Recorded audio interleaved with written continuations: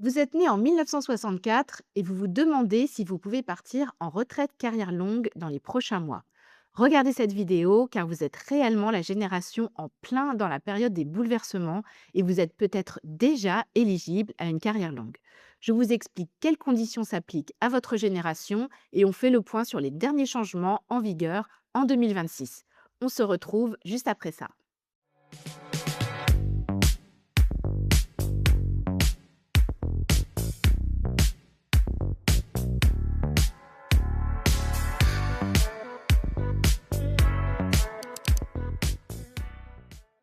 La carrière longue, c'est le dispositif qui permet à tous les travailleurs qui ont commencé leur carrière jeune de partir en retraite avant l'âge normal. L'âge normal de la retraite, c'est l'âge minimum que vous devez avoir pour pouvoir partir. On parle aussi d'âge légal. Pour vous qui êtes né en 1964, les choses viennent tout juste de changer. Votre âge de retraite a diminué de 3 mois suite à la suspension de la réforme des retraites votée en toute fin 2025. Vous êtes d'ailleurs la toute première génération concernée par ces changements.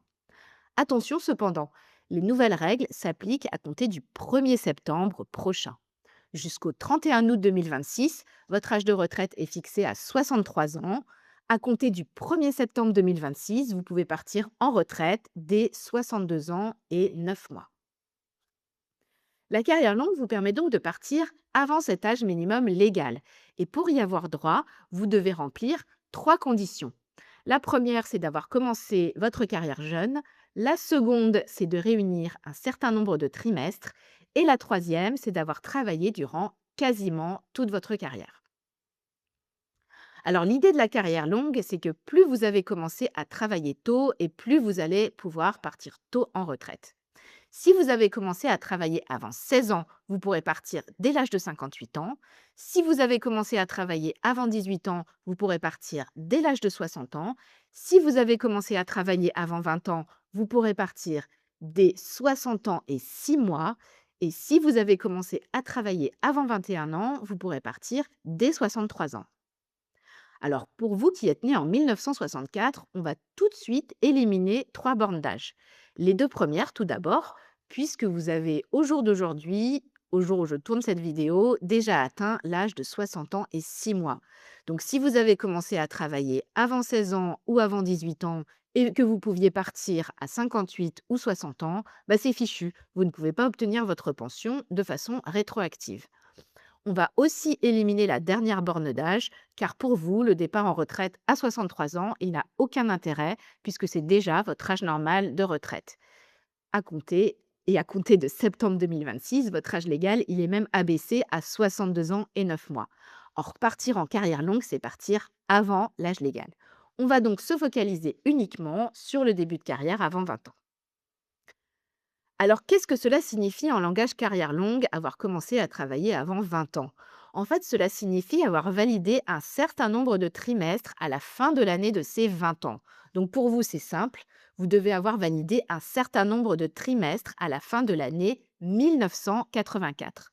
5 trimestres à fin 84 si vous êtes né entre janvier et septembre et 4 trimestres à fin 84 si vous êtes né du 1er octobre pardon, au 31 décembre. Alors pour savoir combien de trimestres vous avez obtenu à fin 84, c'est simple, il suffit de regarder votre relevé de carrière que vous pouvez télécharger en quelques clics en vous connectant soit sur votre compte retraite, soit sur le site de l'une de vos caisses en y créant votre espace personnel. Je vous mets l'accès au mode d'emploi en PDF sous cette vidéo en description. Donc pour que les choses soient bien claires, on va prendre deux exemples concrets. Ici, la personne est née en février 64. Elle valide bien 5 trimestres à fin 1984. Elle remplit donc bien la condition de début d'activité avant 20 ans.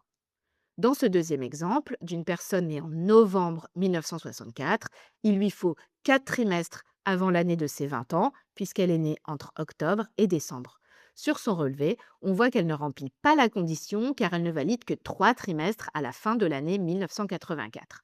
Elle n'est donc, quoi qu'il arrive, pas éligible à un départ en carrière longue. Inutile d'aller plus loin. Sachez que pour cette condition de début d'activité, tous les trimestres sont retenus. Service militaire, chômage, maladie, etc. Les seuls trimestres qui ne sont pas retenus sont les trimestres de rachat. Par exemple, si vous avez racheté vos années d'études supérieures. Mais il y a une exception et qui peut être intéressante pour tous ceux qui ont été apprentis en début de carrière. Donc cette exception, ce sont les rachats de trimestres d'apprentissage qui sont pris en compte dans le début d'activité et qui peuvent donc ouvrir droit à la carrière longue. Donc la personne de notre deuxième exemple, si elle a été apprentie avant 1985, elle pourrait racheter un trimestre en 1984 ou en 83 ou même avant pour obtenir ces 4 trimestres avant l'âge de 20 ans. Attention cependant, si vous êtes concerné, surtout ne tardez pas car les délais de rachat de trimestre sont assez longs et en réalité, votre âge légal de départ, il approche. Sachez en tout cas que le rachat des périodes d'apprentissage est proposé à un tarif très avantageux car beaucoup moins cher que celui des années d'études supérieures. Et pour en savoir plus, vous pouvez consulter le dossier spécial rachat qui est publié sur mon site. Je vous mets le lien en dessous de cette vidéo. Maintenant que vous savez si vous remplissez la première condition, penchons-nous à présent sur la seconde. Vous devez réunir un certain nombre de trimestres.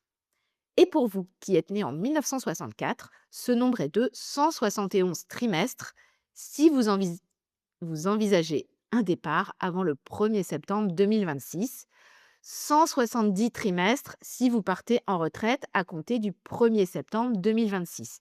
Et oui, c'est l'un des autres changements de la suspension de la réforme des retraites qui a abaissé de un trimestre le quota à obtenir pour partir en retraite à taux plein ou en carrière longue, c'est le même quota qui s'applique. On en arrive à la troisième condition, car avoir son nombre de trimestres ne suffit pas. L'idée, c'est que pour pouvoir partir en carrière longue, vous devez avoir travaillé durant quasiment toute votre carrière. Et oui, tous les trimestres qui figurent sur votre relevé ne comptent pas forcément pour la carrière longue. Vous pouvez par exemple totaliser 170 trimestres, mais parmi eux, seuls 150 seront retenus. Pourquoi? Car pour partir en carrière longue, il faut avoir une carrière presque exclusivement travaillée, c'est-à-dire avec des trimestres cotisés. Autrement dit, des trimestres acquis grâce à une activité professionnelle, quelle qu'elle soit. Peuvent également être pris en compte vos trimestres de travail à l'étranger, mais attention, pour cela, il faut que la France et l'État dans lequel vous vous êtes expatrié aient signé un accord de sécurité sociale. Dans ce cas, la caisse de retraite étrangère transmettra vos périodes d'activité à la caisse française qui pourra les comptabiliser pour la carrière longue. À côté des trimestres cotisés, la loi accepte que durant votre parcours, vous ayez été confronté à des périodes pendant lesquelles vous n'avez pas pu travailler, comme des périodes de chômage, de maladie, d'invalidité ou un congé maternité par exemple. Du coup, on va prendre en compte pour la carrière longue certains trimestres non cotisés mais en nombre limité. On va retenir en tout sur toute votre carrière 4 trimestres de chômage, 4 trimestres de maladie, 2 trimestres d'invalidité. Pour les femmes, tous les trimestres de maternité, pour les hommes, 4 trimestres de service militaire, pour les aidants ou les parents, 4 trimestres attribués au titre de l'AVPF, l'assurance vieillesse des parents au foyer, ou au titre de l'AVA, l'assurance vieillesse des aidants. Et je dis bien AVA ou AVPF car c'est 4 trimestres en tout. La loi va également accepter de prendre en compte tous les trimestres issus du compte pénibilité, ce compte de points qui est ouvert pour les salariés qui ont été confrontés ou qui sont confrontés à des conditions de travail difficiles et qui permet d'obtenir chaque année des points qui peuvent être convertis en trimestres. Et la dernière nouveauté en date, c'est la prise en compte, à compter du 1er septembre 2026, de 2 trimestres pour enfants. Les trimestres pour enfants, ce sont ces trimestres qui sont attribués car on a eu ou élevé un enfant et qui bénéficient dans la très grande majorité des cas aux mères de famille. Voilà, vous connaissez à présent les conditions de la carrière longue applicables à votre génération. Alors pour savoir si vous êtes éligible, cela peut être complexe, car au fil des réformes, de plus en plus de types de trimestres différents comptent pour la carrière longue. Alors on s'en plaint pas, car au final, ça élargit le dispositif à plus de monde. Mais l'inconvénient, c'est que ça rend la carrière longue de plus en plus complexe, même pour nous, les experts de la retraite. Alors, si vous n'avez que des trimestres de travail dans votre carrière, c'est assez simple de savoir si vous êtes éligible à une retraite carrière longue. Mais si vous avez une carrière très hachée, avec des périodes de chômage, des périodes de maladie, du service militaire, de la VPF, que tout cela se chevauche avec des trimestres cotisés, faire le tri peut vite devenir un véritable casse-tête. Car sur cette certaine carrière, il faut démêler année après année le nombre de trimestres cotisés, non cotisés, retenus, pas retenus. Et à côté de cela, il faut aussi que votre carrière soit bien à jour et qu'il ne vous manque aucun trimestre. Donc pour résumer, la carrière longue, ça peut devenir compliqué dans certaines situations et générer pas mal d'incertitudes. Alors pour vous aider, sur mon site, ledécodeur-de-la-retraite.fr, vous trouverez du contenu sur tout ce que nous avons vu, sur les différents trimestres, comment les reconnaître, à quoi ils servent, sur le compte pénibilité, sur la prise en compte des périodes à l'étranger et bien d'autres sujets encore. Vous avez également un guide complet sur la carrière longue et j'ai également fait une autre vidéo un peu plus générale sur ce thème de la carrière longue avec un peu plus de détails. Je vous mets tous les liens qui peuvent vous être utiles en bas dans cette vidéo. Mais le plus important, c'est de ne pas faire de démarche de départ auprès de votre employeur si vous n'êtes pas sûr à 100% de pouvoir partir en carrière longue.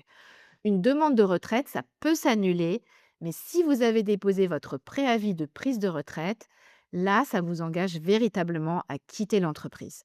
Alors, si votre carrière est simple, que vous n'avez quasiment que des trimestres de travail sur votre relevé, que vous êtes sûr de vous, que vous savez que vous remplissez bien les conditions, donc dans ce cas, pas de souci, vous utilisez le service de votre caisse qui vous confirme votre date de départ en carrière longue et qui s'appelle pour les salariés du privé ou les indépendants obtenir mon âge de départ en retraite. Donc c'est un service en ligne qui vous confirme votre date de départ, donc en carrière longue, et donc là, vous aurez confirmation de la date que vous aviez en tête et vous pouvez donc faire sereinement votre demande de retraite et toutes vos démarches le moment venu. Mais si votre carrière est un peu complexe ou que vous avez le moindre doute, vous devez impérativement demander à votre caisse une étude de votre carrière avec à la clé une attestation de situation officielle et définitive qui dit que vous pouvez partir à telle date en carrière longue après examen de votre carrière. L'autre solution, si vous souhaitez obtenir une information fiable rapidement, c'est de demander à un expert de la retraite d'étudier votre relevé de carrière et de calculer votre date de départ en carrière longue. Sachez que je propose sur mon site des prestations entièrement personnalisées comme l'entretien retraite, où vous échangez pendant 1 heure avec un expert qui a étudié votre relevé en amont, ou encore le bilan retraite. Vous avez même une assistance dans vos démarches de prise de retraite qui, soit dit en passant, est un service entièrement déductible du revenu imposable. Alors ces prestations, elles sont assurées par une équipe d'experts que je connais très bien, en qui j'ai toute confiance. Ils sont top, ils étudieront vos relevés, vous fourniront une information fiable et à jour sur votre date de départ et ils répondront à toutes vos questions. Si vous êtes intéressé par ce type de prestation, je vous mets en bas de cette vidéo le lien vers ma page de service. Voilà, cette vidéo sur la carrière longue est terminée. J'espère qu'elle vous a permis d'y voir un peu plus clair sur ce sujet. N'oubliez pas de cliquer sur le pouce en l'air si vous avez apprécié ce contenu et également de vous abonner en cliquant sur la cloche. Comme ça, vous serez prévenu dès que je publie d'autres vidéos comme celle-ci. Je vous dis à très bientôt.